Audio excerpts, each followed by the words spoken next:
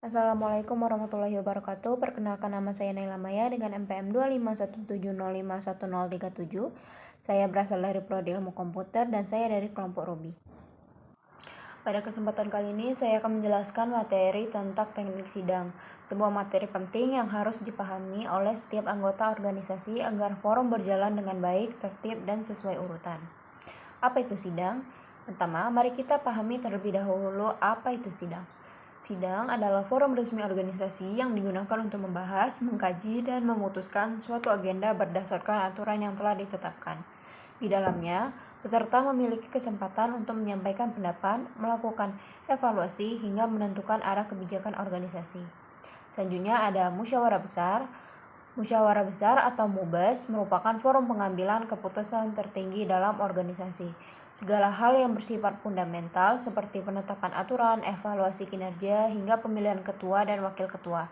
Semuanya dilakukan melalui forum ini. Karena itu, MUBES menjadi momen penting yang menentukan perjalanan organisasi ke depannya.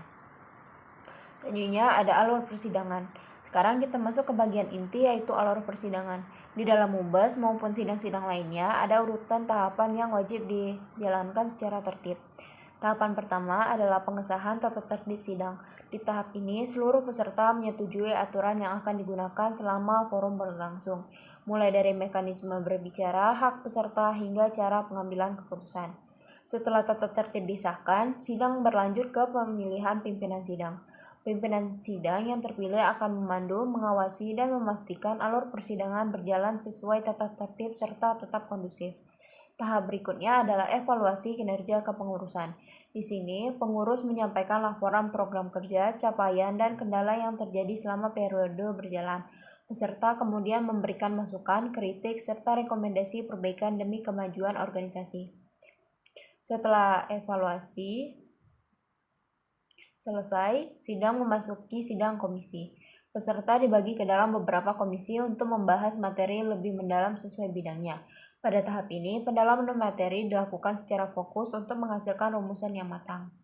Hasil-hasil dari sidang komisi kemudian dibawa ke forum yang lebih besar, yaitu sidang pleno. Dalam sidang pleno, semua peserta kembali berkumpul untuk membahas hasil komisi, mempertimbangkan pendapat yang muncul, dan menetapkan keputusan final. Dan akhirnya, alur persidangan ditutup dengan pemilihan ketua dan wakil ketua. Ini adalah tahap penentuan pemimpin baru yang akan membawa organisasi dalam satu periode ke depan. Mekanisme pemilihannya mengikuti tata tertib sidang yang telah disahkan dari awal. Perbedaan sidang komisi dan sidang pleno. Dari alur tersebut dapat kita lihat perbedaan antara sidang komisi dan sidang pleno. Sidang komisi adalah forum kecil untuk membahas materi secara rinci, sementara sidang pleno adalah forum besar untuk memutuskan hasil akhir. Keduanya saling melengkapi dalam proses persidangan. Dokumen-dokumen penting persidangan. Dalam organisasi terdapat beberapa landasan penting yang digunakan dalam sidang, yaitu GBHPKO, AD atau ART, Juklak, dan Juknis. Dokumen-dokumen ini menjadi pedoman dalam menjalankan organisasi dan menentukan arah kebijakan di dalam persidangan. Unsur-unsur persidangan. Untuk menjalankan persidangan dengan baik, ada beberapa unsur yang harus ada, yaitu peserta sidang, pimpinan sidang, materi persidangan, ruangan sidang, perlengkapan sidang. Kelima unsur ini menjadi fondasi penting agar persidangan dapat berjalan efektif. Hak dan kewajiban peserta beserta peran pimpinan sidang. Setiap peserta memiliki hak untuk berpendapat, melakukan interupsi, dan berpartisipasi dalam pengambilan keputusan.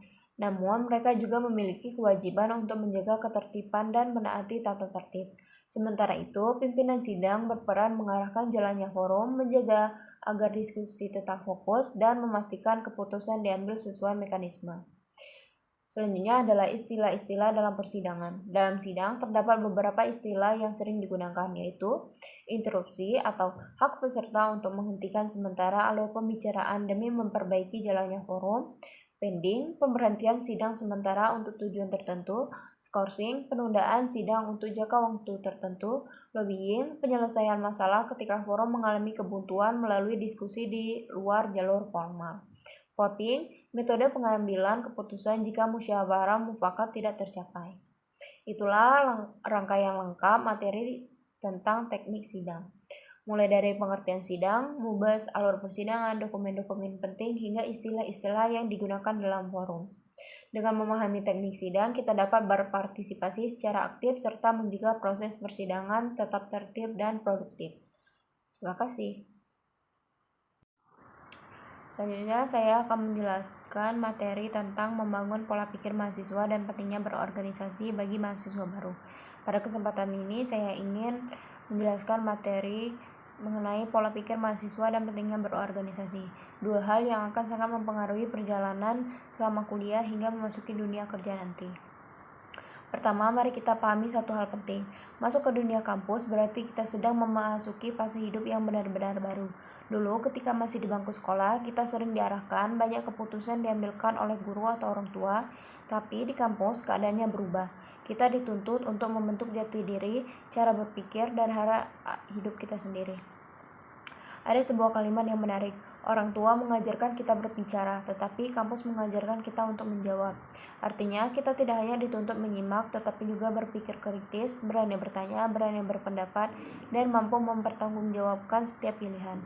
Di titik ini, saya ingin mengajak teman-teman bertanya pada diri kita sendiri. Apa tujuan kita datang ke kampus ini? Apakah hanya untuk kuliah, hadir di kelas, mengerjakan tugas lalu pulang, ataukah ingin berkembang lebih jauh, menemukan potensi baru, dan mempersiapkan masa depan? Jawabannya ada pada diri kalian sendiri. Selanjutnya, perbedaan mahasiswa dan siswa. Slide ini menjelaskan secara runtut bagaimana perbedaan antara siswa dan mahasiswa.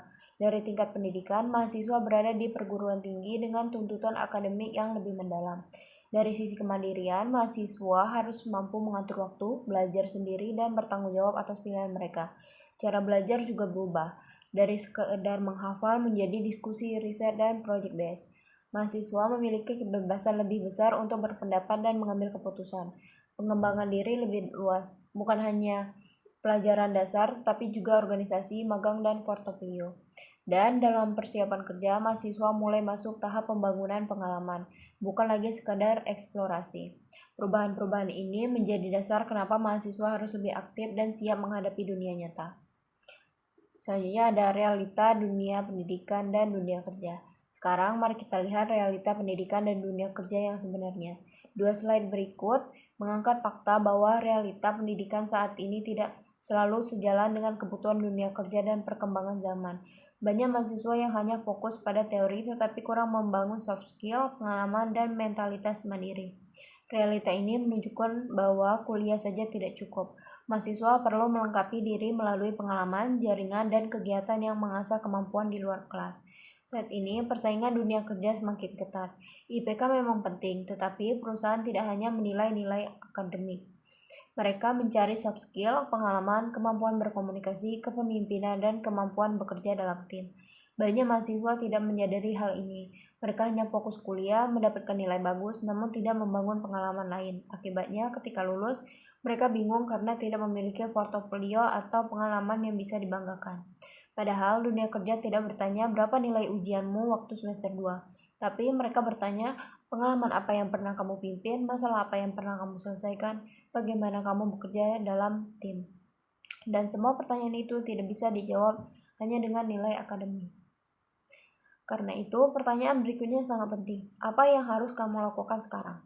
Jawabannya adalah mulai bangun diri kamu sejak awal. Ikut kegiatan, terlibat dalam komunitas positif, mencari pengalaman baru, dan membuka diri terhadap tantangan. Dan salah satu tempat terbaik untuk memulai itu semua adalah organisasi kemahasiswaan. Organisasi bukan hanya tempat rapat, organisasi adalah tempat belajar kehidupan.